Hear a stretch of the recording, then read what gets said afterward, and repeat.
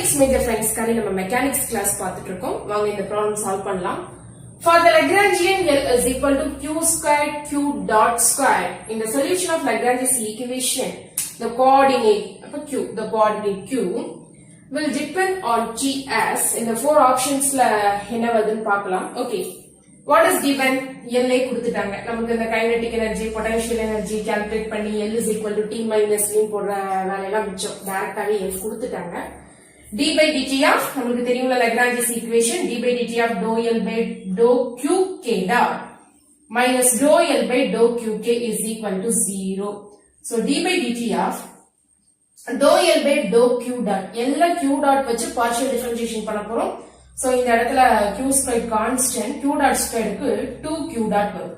Then minus dou L by dou q L q வச்சு partial differentiation பண்ண போறோம். So q squared க்கு 2q இந்த q dot squared இந்த இடத்துல constant அப்படியே வந்துரும் is equal to 0. Then இங்க என்ன இருக்கு q squared 2q dot அதாவது d by dt of 2q squared q dot இருக்கு. Minus 2q q dot square is equal to 0.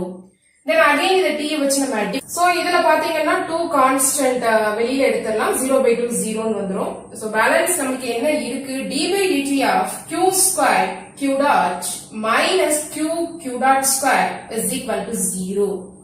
Then q square q dot நம்ம t வச்சு differentiation பண்ணும்போது product rule use பண்ண போறோம். q square அப்படியே இருக்கட்டும். q dot க்கு t வச்சு differentiation q double dot.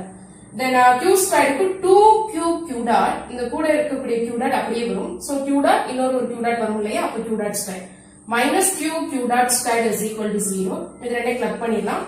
q dot square இங்க நமக்கு என்ன இருக்கு q square q double dot. So q square q double dot plus q dot square is equal to 0.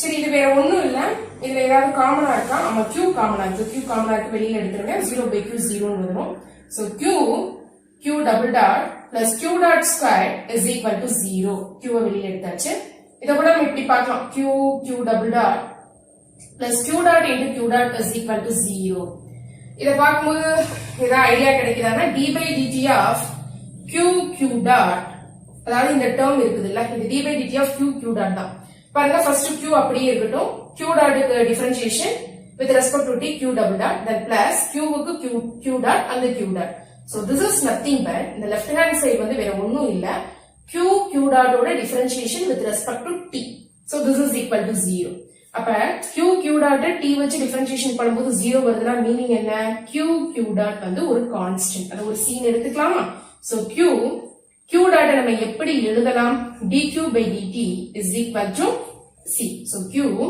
dot க்கு dq by dt then that is equal to c then நான் எப்படி எழுத போறேன் q dq is equal to c dt ரெண்டு பக்கமும் integration பண்ணலாமா so integral q dq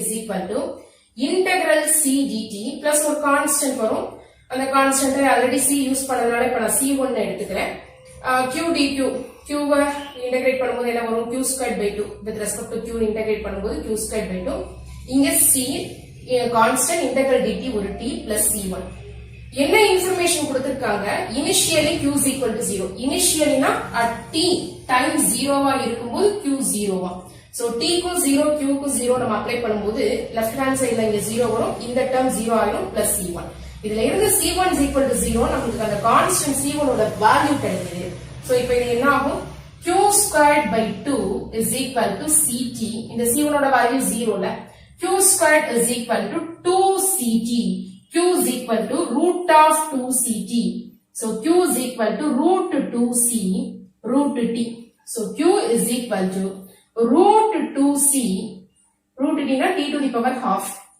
இல்ல root t அப்படி கூட வச்சுக்கலாம் ஒண்ணும் ப்ராப்ளம் இல்ல so q is proportional to t power half இல்லனா q is proportional to root t எப்படி வேணாலும் நம்ம எழுதிக்கலாம் இந்த ஆன்சர் எங்க இருக்கு b ல இருக்கு q is proportional to root t okay அதே t power half ல கொடுத்திருந்தாலும் அதேதான் q is proportional to root t thanks for watching